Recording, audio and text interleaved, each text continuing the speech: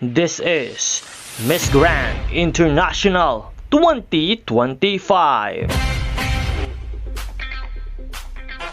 I am Nel2204. Don't forget to like and subscribe. Magandang araw Pilipinas. Pinangalanan na nga ng Miss Grand International Organization ang 4 na huling kandidata na maglalaban-laban para sa titulong Country's Power of the Year. At alam nyo ba kung gaano kahalaga ito?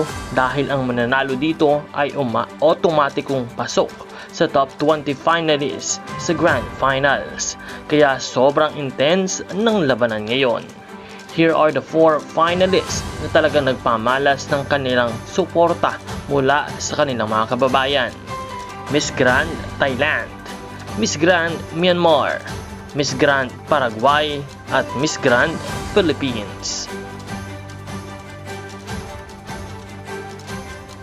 Grabe mga kababayan, isa na naman itong patunay ng matinding suporta ng mga Pilipino sa ating pambato na si Emma Mary Tiglao.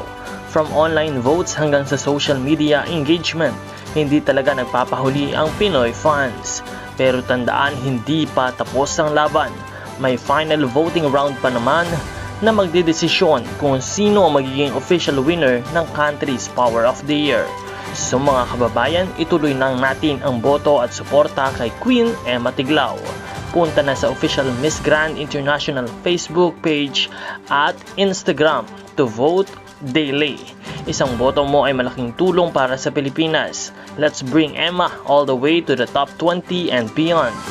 Don't forget to like, comment, and share this video para maraming kababayan ang makaboto.